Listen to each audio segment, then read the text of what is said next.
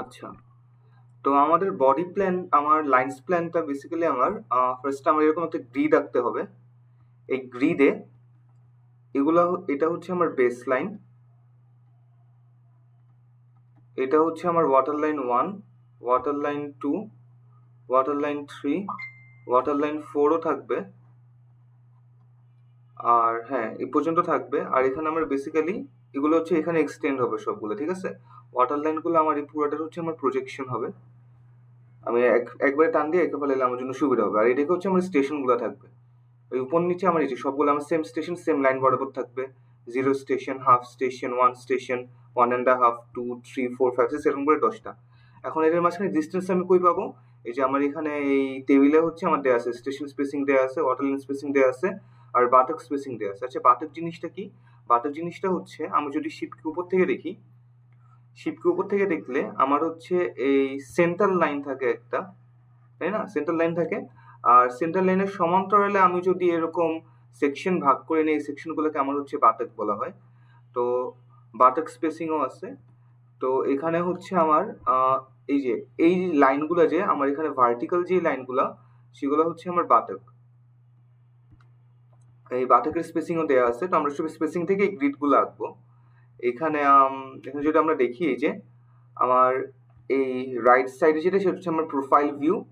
Profile ভিউতে হচ্ছে আমার হরিজন্টালি আমার ওয়াটার লাইন থাকবে, নিচে বেস লাইন থাকবে, আর ভার্টিক্যালি হচ্ছে আমার বাটক লাইন থাকবে।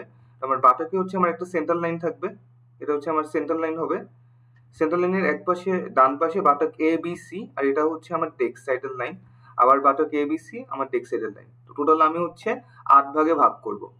আর এই পুরা আমার লেন্থটা কি হবে? আমার পুরা লেন্থটা হবে হচ্ছে যে আমার এই মোল্ডেড ব্রেথ, এই যেখানে যে দেয়া আছে ব্রেথ মোল্ডেড, এটা হবে আমার।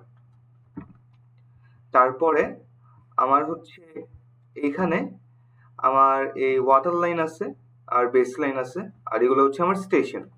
এখানে 0 আর 1 হচ্ছে আমার এখানে যে নর্মাল স্টেশন স্পেসিং দেয়া আছে সেটার সমান হবে, যেটা হচ্ছে আমার 4935 মিলিমিটার। আর আমার হচ্ছে এদের মাঝখানে এই যে হাফ স্টেশন যেগুলো আছে সেগুলো হচ্ছে নামই আমাদের বলে দিচ্ছে যে 4935 ডিভাইডেড বাই 2 দিয়ে আমার হচ্ছে অতটুক ডিস্টেন্স করতে হবে।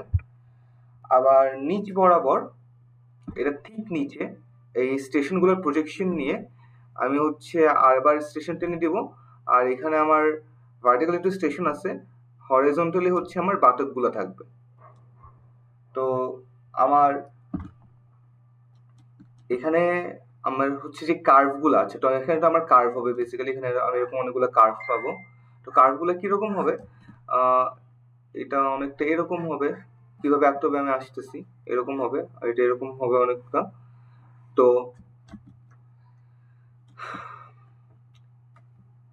এখানে আমার যে কার্ভগুলো পাবো সেগুলো হবে আমার স্টেশনের কার্ভ, ঠিক আছে? Station curve. এখানে আমি যে কার্ভগুলো পাবো, আমার কাছে হচ্ছে স্টেশন আছে আর বাটক আছে।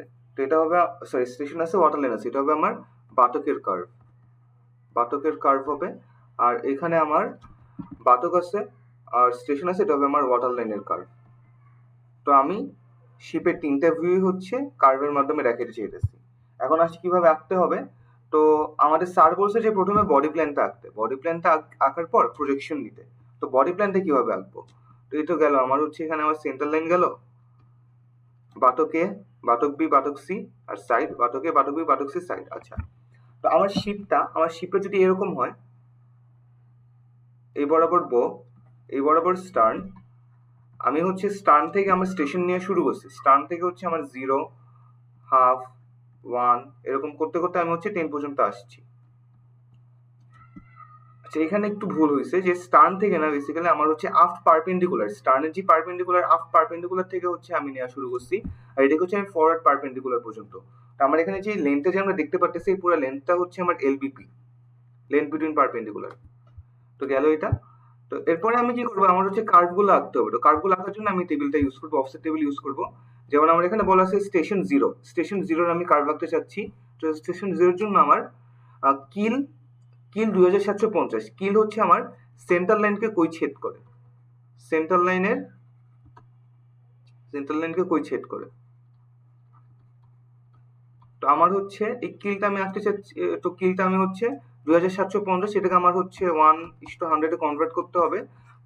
আর কনভার্ট করার পর আমার আসে অলমোস্ট 2.75 সেন্টিমিটার। সো এটা হচ্ছে এই বরাবর আসবে কোথাও। এখানে আরেকটা জিনিস, আমি আমি যদি দেখি আমার সামনে থেকে, যেটা বললাম, আমি যদি সামনে থেকে দেখি তাহলে তো আমার হচ্ছে যে এরকম আসবে, তাই না? আমার ভিউগুলো এরকম আসবে, কিন্তু আমার এই বরাবর সিমেট্রিক্যাল সবগুলা। আমার এই বরাবর সিমেট্রিক্যাল হওয়ার কারণে আমরা অর্ধেকটা দেখাইলে আমাদের হয়ে যাচ্ছে।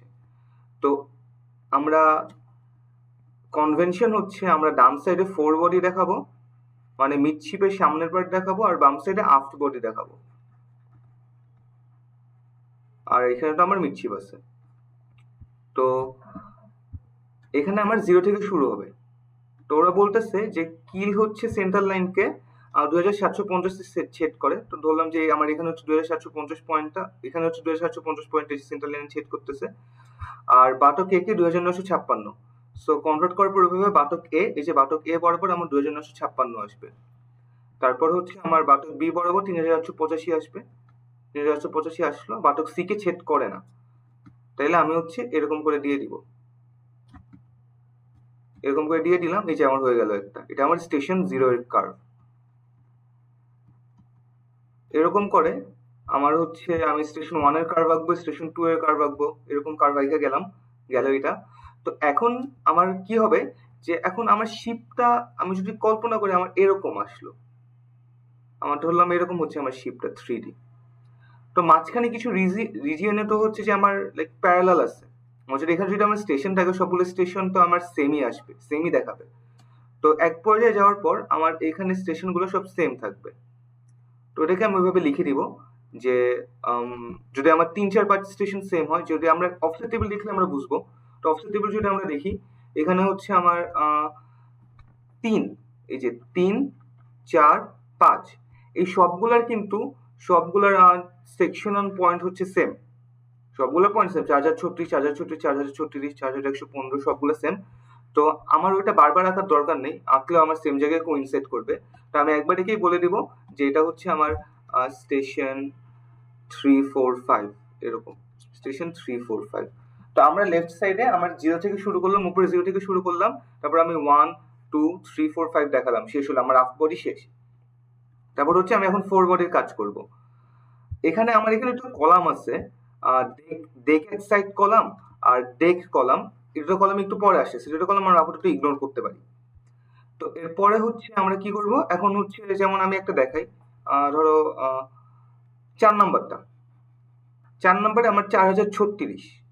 4036 তো কি হবে, ধরলাম যে আমার এইখানে হচ্ছে সেন্টার লাইন, এটা হচ্ছে আমার বেস লাইন, এটা হচ্ছে আমার water line 1, water line 2, water line 3, water line 4, এটা হচ্ছে আমার বাটক এ, বাটক বি, বাটক সি।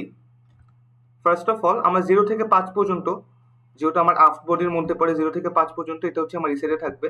আর এটা আমি যদি 4 নাম্বার নিয়েছি, এটা অবশ্যই এই সাইডে হবে। তো এই সাইডে আমি ওয়াটার লাইন এ কে হচ্ছে আমার 4036 ছেদ করতেছে। তো 4036 হচ্ছে আমি ধরলাম যে ওয়াটার লাইন 1 এর উপর, এই যে সেন্ট্রাল লাইন থেকে এক্স এক্সিসে আমার দূরত্ব বের করতে পারছি, ধরলাম 4036 হচ্ছে এখানে কোনো একটা পয়েন্ট। তারপর আমার 4115, 4115 ধরলাম এখানে হবে। 4115 বেসিক্যালি হচ্ছে আমার একবারে আউটার লাইনটা, তো এটা এখানে হবে 4115, এরকম আসলো। ডেকের সাইড আমরা আপাতত বাদ রাখবো, এটা আমরা আপাতত দেখতেছি না। কিল 0, কিল 0 বলতে আমার সেন্ট্রাল লাইনকে স্টেশন 4 0 পয়েন্টে ছেদ করতেছে। বাটক এতে হচ্ছে আমার 25, তার মানে আমার এইখানে ছেদ করতেছে, স্কেল ওইভাবে কনভার্ট করব। বাটক বিতে হচ্ছে 50, তো বাটক বিতে হচ্ছে আমার 50-এ ছেদ করতেছে। তারপর বাটক সিতে 75, এরকম বাটক সি, আমি এখানে বাটক এ আর বাটক বি দেখাইছি, বাটক সি দেখাইনি বলে। তো ওইটা ওইভাবে আমরা বাটক সি আইকে ওইভাবে করে নিব। তারপর হচ্ছে আমরা ওই ফ্রেঞ্চ কার্ভ দিয়ে সুন্দর করে মিলিয়ে দিব, মিলিয়ে দিলাম, এই যে আমাদের হয়ে গেল একটা স্টেশন শেষ। এইভাবে করে সবগুলো করবো। এখন 5 আমার মিডশিপ, 5 হচ্ছে আমার মিডশিপ। তো 5 আমার ফোর বডি আফট বডি দুইটার মধ্যে দেখাতে হবে।